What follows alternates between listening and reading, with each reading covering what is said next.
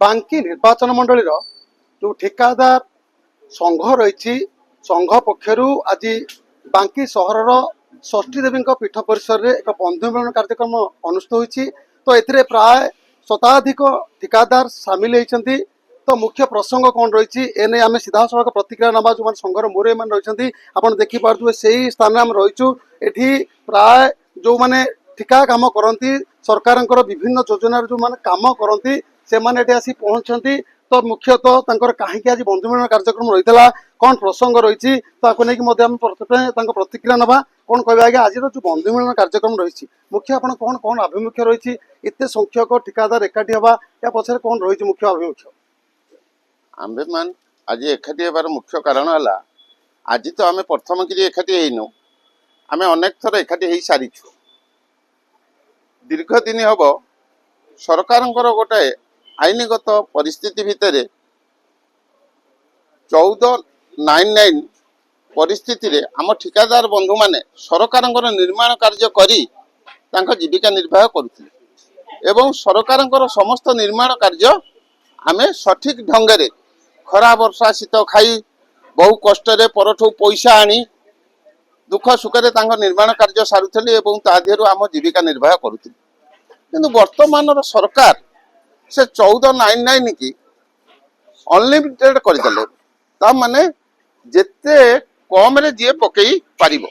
एही परिस्थिति रे सरकार निर्माण कार्य ठीक ढंगे रे हेई पारिला नै किंबा आम जीविका निर्वाह मध्य हेई पारिला नै।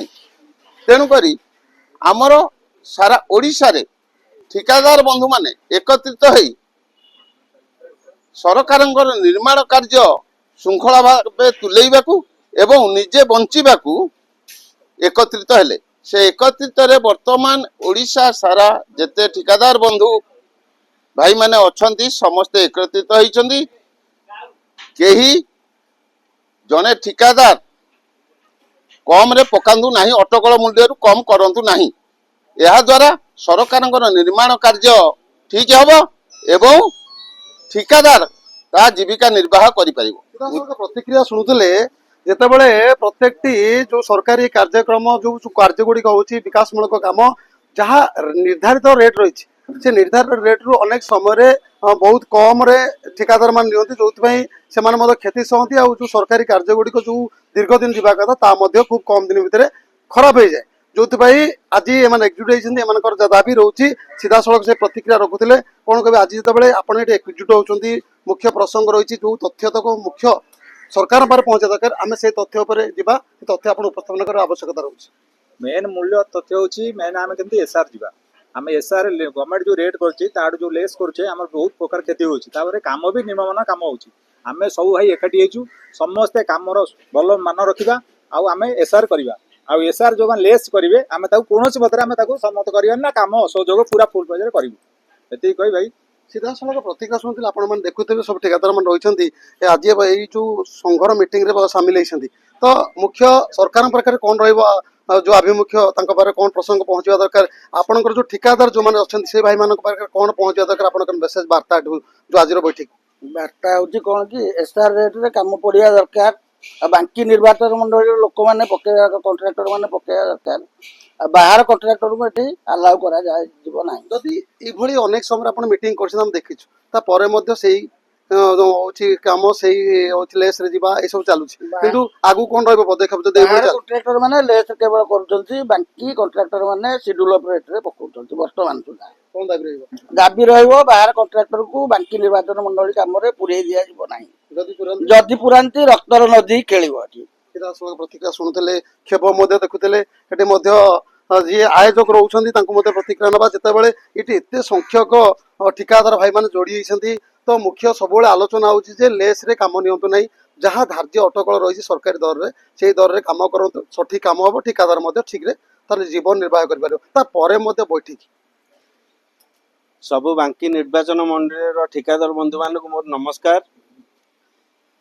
आपण मैंने जानी सरकार जो नियम जी जिते काटिकी लेस करी पकई पार आपण मैंने से रास्ता घाट कौन काम हम भल काम हो पारनी किसी भल माने कंट्राक्टर प्रॉफिट पाई पारनी ସେଥିପାଇଁ ସମସ୍ତଙ୍କୁ ଓଡ଼ିଶା ଯାକରେ ସମସ୍ତଙ୍କୁ ଆଜି ଆମେ ଆହ୍ୱାନ ଦଉଛୁ ବାଙ୍କି ନିର୍ବାଚନ ମଣ୍ଡଳୀ ତରଫରୁ ସମସ୍ତେ ସୁଡୁଲ ରେଟ୍ରେ କାମ ପକାନ୍ତୁ। ରାସ୍ତାଘାଟ ଡ୍ରେନ୍ ସବୁ ଭଲ କାମ ହବ, କଣ୍ଟ୍ରାକ୍ଟର ପ୍ରଫିଟ୍ କିଛି ପାଇବ, ରାସ୍ତା କାମ ହେବ।